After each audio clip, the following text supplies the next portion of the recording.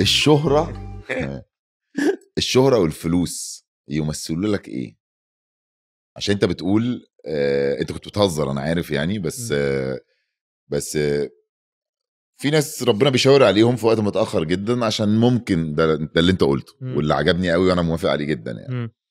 انه ممكن في اول حياته لو كان ربنا اداله الشهرة والمال والشطارة والنجاح وكل ده، ممكن دماغه تتلحس ويتهبل وخلي ويضيع. بالك بدون ذكر اسماء، لو ركزت مثلا في منطقه لعيبه الكوره هتلاقي ده بينطبق في كله طبعا، بس كله. اقصد عشان دول متشافين يعني.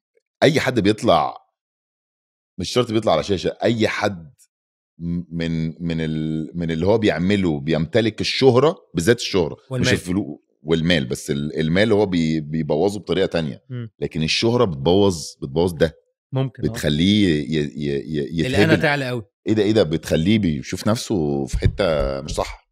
فاهم قصدي؟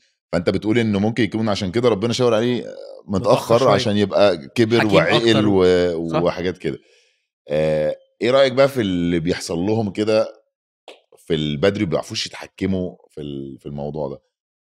يعني خسارة لنفسهم طبعا، خسارة لنفسهم، لأن خلي بالك الشهرة ممكن تكون مغرية للبعض، وأنا قصد أقول للبعض لأنه بالنسبة لي عمرها ما كانت في، يعني عمري ما كنت بعمل شغلي من منطلق إن أنا عايز أتشهر قوي، عمري ما بصيت لها كده. أنا بعمل شغلي عشان بحبه. فاهم؟ يعني ابسط حاجه مثلا بعملها بقولها في الورك شوب كتير، واعذروني بحط رجل على رجل مش تناكه والله، بس يعني دي القعده المريحه بعد الثانيه عشان رجلي وقعتني. بشوفها في الاديت لو برغي كتير. المهم الشهره ممكن تكون مغريه للبعض، وخصوصا في عالم مفتوح احنا عايشين فيه دلوقتي، الديجيتال تقدر تعمل فيه اي حاجه. بس دايما بقول في الورك شوبس انا فعلا ما كانش بتشغلني موضوع الشهره ده، لانه لو انا بسعى للترند اسهل حاجه اعملها على فكره في برنامجي اي فكره غير تقليديه هتسمع مع الناس. اطلع مره قول لفظ، قول افيه في لمسه ايحاء، فاهم؟ هتتسحب بقى مع اللي اتسحب. ممكن، لا بس كان في وقت الدنيا يعني سلسه اكتر، فاهم؟ فانا الشهره عمرها ما كانت بالنسبه لي غايه او هدف، انا النجاح هو الهدف. اللي بتغويه الشهره وبتشده من منطقه الثقه بالنفس لمنطقه الغرور، لا الشهره مغريه جدا بس هو للانسان الضعيف. ماشي، بس انت ما فكرتش حتى لو انت مش بتجري ورا الشهرة، انت الشهرة بتجيلك في مواقف معينة. حط نفس القاعدة على الفلوس، لو هتجري للنجاح مش ورا الفلوس، الفلوس هتجيلك. انما هتجري ورا الفلوس هتجري منك.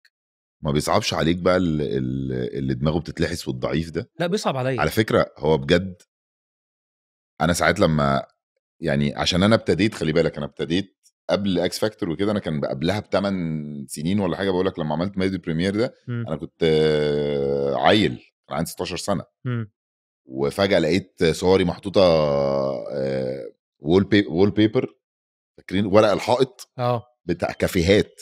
انا واحمد حسام ميدو مش قادر انسى، في روما في شارع النزهه روما كافيه. مره دخلت لقيت صورتي 3 متر يا مان. لا رحت قعدت تحتها. لا حصل لي حاجه، قعدت تحتها طبعا. خدتها وانا ماشي ايه ده انتوا انا اهو.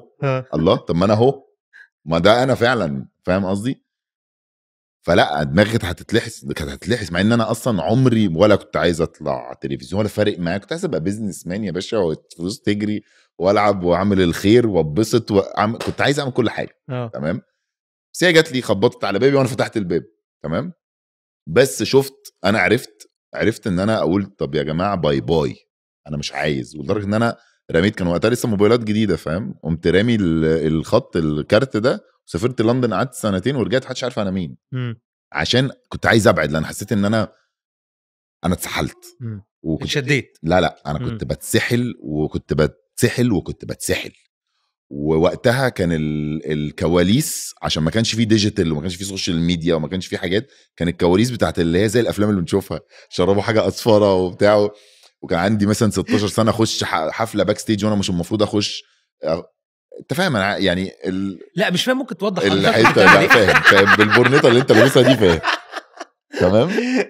فاتسحلت لدرجه ان انا اهلي واصحابي عملوا عليا كومبينه، في كام قلم كده نزل اللي هو لا فوق بقى، تمام. قمت سايب بقى الليله وخالص وسبت لمده 8 سنين ورجعت لما ربنا شاور عليا في اكس فاكتور بعد 8 سنين لما عقلت ولا بقى اعمل اللي انت عايزه ولا يفرق معايا لو حاططني فين.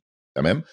بس انا عشان انا عديت في جزء صغير من الحته اللي احنا بنتكلم فيها، انا بقول لك ان الحوار مش بايد الشخص. صدقني لو بالذات وهو صغير الحوار صعب قوي يا مان. صعب بتتسحل فيه وبتبقى مش متخيل. بنات بيغمى عليهم لما بيشوفوك، عارف اللي هو لا ايه ده، هو انا اكيد انا جامد قوي. فانت دماغك بتروح انت جامد قوي وتبتدي تتعامل على هذا الاساس. ده ضعف فظيع صح، بس مش سهل انك تتحكم فيه. مش سهل. وخلي بالك الحياه دروس، يعني انت اكيد اتعلمت من المرحله طبعا دي كتير، صح؟ طبعا. اللي اتعلمته يخليك بقيت عارف ازاي ترسم حدود معينه عشان ما تسحبش السحبه دي مره تانية. ففي درس مستفاد. لكن ادعي انه ممكن يكون في انسان اكثر حظا منك لو قدر ان هو يصلب طوله في المنطقه دي وما يتسحبش. ليه؟ لانه اكيد باسل الزارو وقتها لو كان خد باله من المنطقه دي وما تسحبش قوي ممكن يكون كنت ظهرت من بدري اكتر، فاهم؟ كنت عملت حاجات كنت أكتر. كملت كنت عملت حاجات اكتر. فاهم؟ فعشان كده بقول اللي بيقع في المطب ده ما ينفعش نجلده، بس يعني ظلم نفسه. ليه؟ لانه خلي بالك وخصوصا في الزمن اللي احنا فيه ده سنين العمر بتجري الواحد ما بيحسش بيها. فساعات بتقعد تحسب حسبة انه يا ريتني عملت كده من كام سنة، فاهم؟ يا ريتني كنت خدت بالي وما وقعتش في المطب ده. وفي لحظات في عمر الشباب، في لحظة التين ايج دي انت بيبقى عندك شهية كبيرة جدا انك تجرب وتشوت وتجري واجري بالعربية ومش عارف ايه. مش هقدر اظلم الشباب في السن ده لان احنا كنا مكانهم واقول يا عم لا اعقل وليه هيشوفك يا عم ايه الدقة القديمة ده عجوز قوي يعني. لا هفرق واروح حفلة واطلع من حفلة على حفلة ومش عارف ايه وبتاع. انجويت، اتبسط، بس حافظ على نفسك. ليه؟ لانه صحتك الجسدية والعقلية والنفسية هم دول مفاتيح ان انت تشق طريقك وتنجح في الحياة.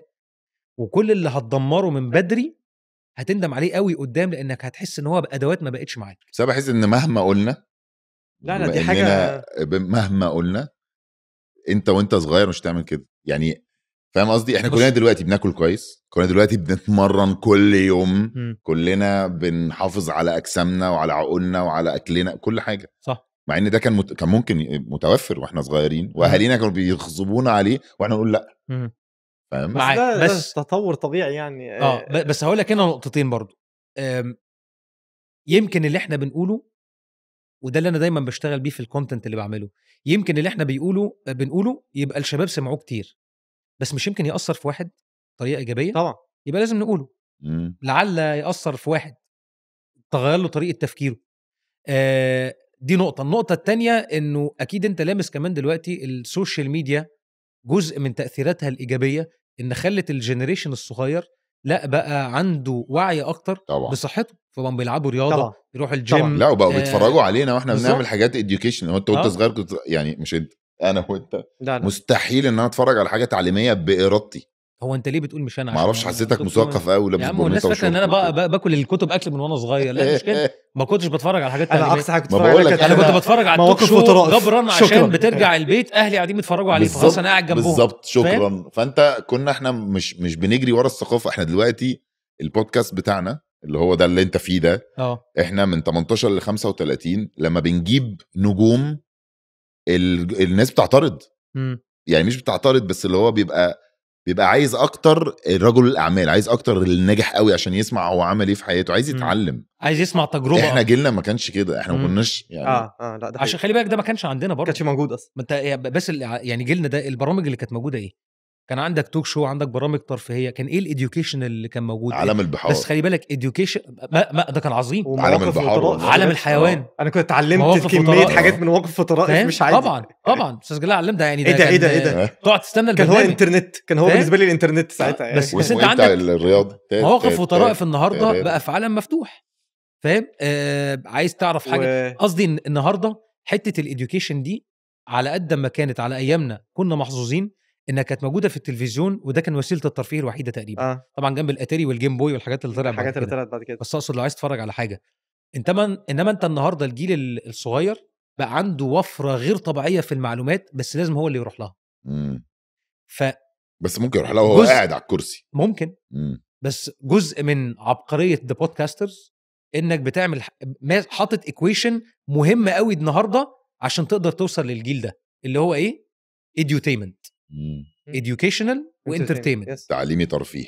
الشباب الصغير ما سلتنيش ما تلاقينيش تطلعش بقى تنظر عليا وتعلمني وتقول لي والتجربه والحكمه لا مش هتفرج انا على الجو بتاع بابا وماما ده فاهم. بس هتسلى ممكن اديك فرصه لقيت كلام موزون ممكن اسمع.